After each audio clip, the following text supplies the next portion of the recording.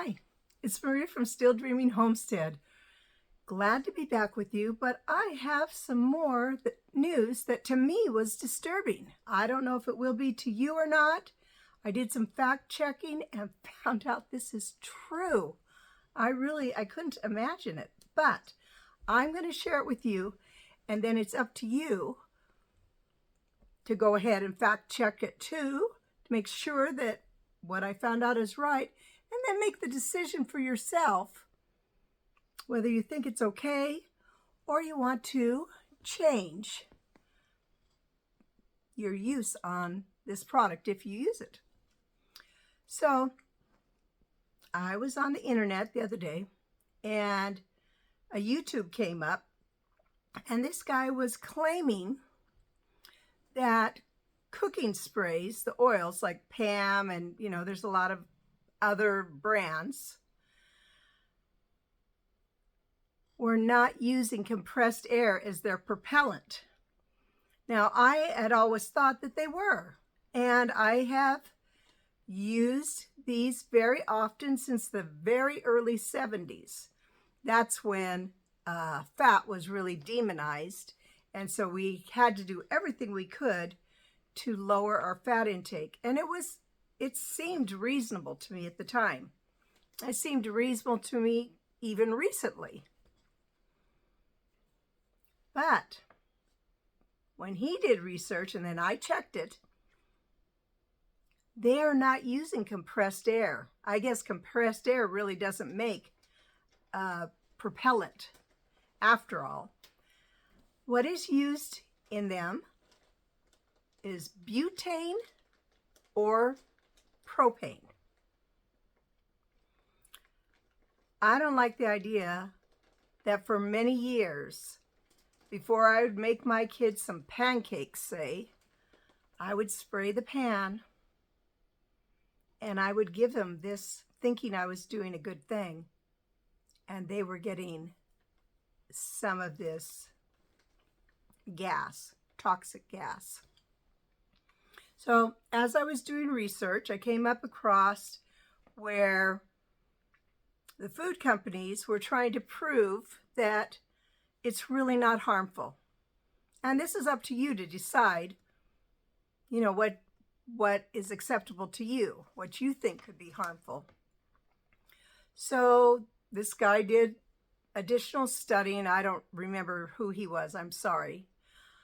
And testing it for the food companies. And he said that most of the butane or propane dissipates in the spraying. So most of it will not get in your pan, your loaf pan, your frying pan, any of that. Only a very small amount will be there. And that is not enough to harm anybody. Not children, not babies, not us that are not babies. But like I said, I've been using this product since the 70s. So we're talking close to 50 years, maybe over 50 years. And that little trace and that little trace and that little trace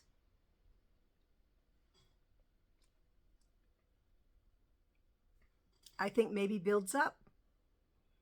I'm sure that your liver has to work to get that toxin out just like any other toxins. So for myself, I've decided I am not using any of those manufactured cooking sprays.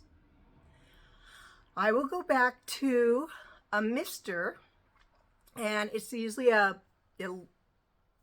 tube thing that you pump, put a little oil in it, and you pump it, and then it will spray out.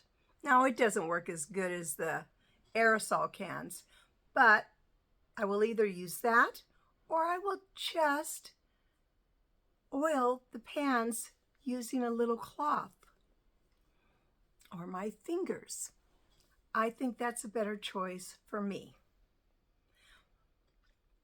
But what I really wanted to do was to let you think about it, and then also for us all to be thinking about Why are they putting this stuff in our food? How did it ever get okayed? Can we trust these food manufacturers? I'm getting to feel like less and less we can trust them. Now, I'm able to grow a lot of things. Not everything by any means, but a lot of things. And so I'm going to continue trying to grow and make my own things as much as possible. And I won't do it all the time. Don't get me wrong. I will use a mix occasionally if there's a really good buy. But I'm not going to use Pam or the other type of sprays anymore. And I'm going to be thinking more, are they putting something else in that they're just calling a propellant, or they're just calling an additive, or they're just calling natural flavors? All of those things mean absolutely nothing and absolutely everything. It's a sneaky way, and I don't think it's good. Now, like I said, been using it for more than 50 years. I'm still alive, and lots of people are. But how many of these things that have toxins in them, even if it's a trace, do we need to consume before we get sicknesses that there weren't before? Anyhow, that's just my thought for the day. Let me know in the comments what you think about it. And if you plan to make any changes, I'll be interested in knowing. Well, it's Maria from Still Dreaming Homestead. I want to pray blessings on you and yours, in your house, out of your house, that's my clock, in the day and in the night. And whatever you do, keep dreaming. All right, bye-bye.